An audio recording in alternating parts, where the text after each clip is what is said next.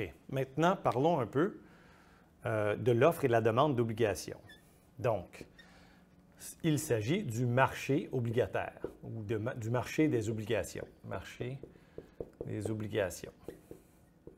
OK. Alors, on a ici la quantité d'obligations. La quantité d'obligations. On a le prix d'équilibre des obligations, n'est-ce pas? On a une demande d'obligation qui est à pente négative.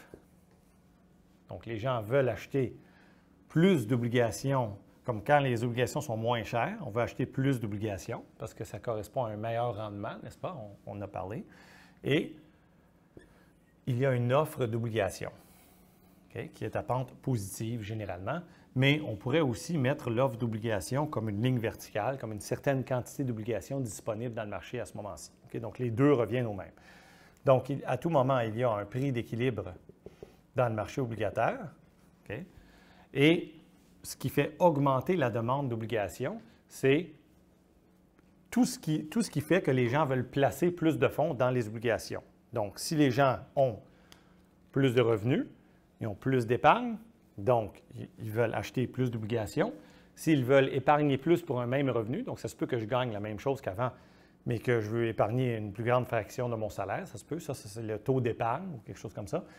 Donc, si je veux épargner plus, demande d'obligation augmente, je veux placer une certaine quantité de fonds dans les obligations.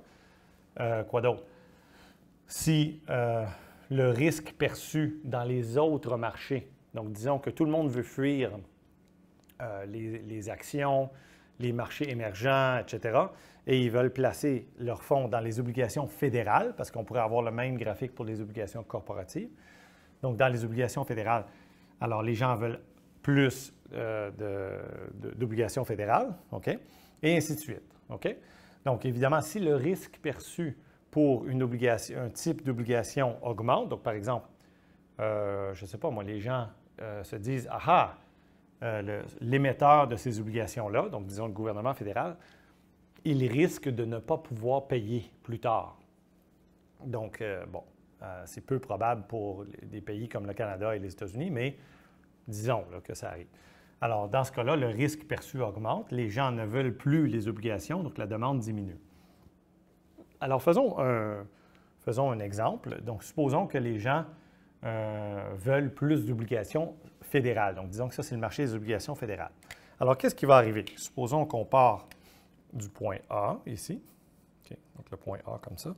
Et les gens veulent plus d'obligations. Donc, pour tout prix des obligations, les gens en veulent plus qu'avant. Alors, la demande se déplace à droite et il y a pression haussière sur les prix. Donc, hausse des prix. Donc, baisse de rendement, n'est-ce pas? Donc, baisse de taux d'intérêt en général. Donc, lorsqu'il y a plus de demandes d'obligations, il y a hausse de prix, baisse de rendement en général. Et évidemment, la même chose dans l'autre sens. OK? En passant, très souvent, on met l'offre verticale complètement, mais ça donnerait le même résultat, hein, n'est-ce pas? Donc, sur les prix des obligations. Okay. Donc, ça, c'est pour la demande. Maintenant, l'offre. L'offre d'obligations provient, bien, les obligations fédérales, c'est les offreurs d'obligations fédérales, c'est-à-dire les gouvernements fédéraux, donc le gouvernement du Canada au Canada, etc. Donc, demande, offre, on a un prix ici, okay, un prix d'équilibre et une quantité d'équilibre. Et supposons que le gouvernement a besoin d'emprunter plus. Donc, si le gouvernement fédéral a besoin d'emprunter plus, il doit vendre des obligations, n'est-ce pas, pour se financer. Il va les vendre dans le marché primaire, n'est-ce pas? Mais après ça, ça va se retrouver dans le marché secondaire. Donc, ce que ça fait, ça, c'est que ça augmente l'offre d'obligations dans le marché, les prix diminuent, les rendements augmentent. Donc, toute chose égale par ailleurs, lorsqu'il y a plus d'offres, donc plus d'endettement du gouvernement fédéral, par exemple, bien, ça met des pressions à la baisse sur les prix, OK? Et à la hausse sur la quantité d'équilibre, évidemment. OK? Si le gouvernement fédéral fait des surplus et paye sa dette, bien évidemment, ça va dans l'autre sens. OK? Maintenant, supposons que les banques centrales, okay, la Banque centrale, décide d'acheter massivement des obligations. Okay? Donc, quelque chose qu'on appelle l'assouplissement quantitatif. Donc, dans ces cas-là, souvent, on représente l'offre d'obligations comme une ligne droite, une certaine quantité d'obligations dans le marché, et la demande d'obligations, elle est normale. Donc, on part du point A ici, et la Banque centrale, elle va sur son ordinateur, elle fait plus 1000 milliards. Donc, elle vient de se créer de l'argent et elle achète massivement des obligations. Donc, on a la Banque centrale ici, comme ça. OK. On a les marchés financiers ici, Et ce que la Banque centrale fait, c'est qu'elle achète des obligations, et donc, elle donne de l'argent en échange. OK? Et donc, elle accumule des obligations à la Banque centrale. Donc, dans ce cas-là, on dit que la quantité d'obligations en circulation disponible dans le marché diminue. Elle enlève des obligations de circulation. Alors, ça, c'est une erreur classique de beaucoup d'étudiants. Donc, ils se disent « Ah, la Banque centrale veut des obligations, donc elle achète. » On pourrait le voir aussi comme ça. On pourrait le voir aussi comme une demande plus grande, n'est-ce pas? Le prix augmenterait quand même et ça ferait quand même baisser les rendements, donc les taux d'intérêt.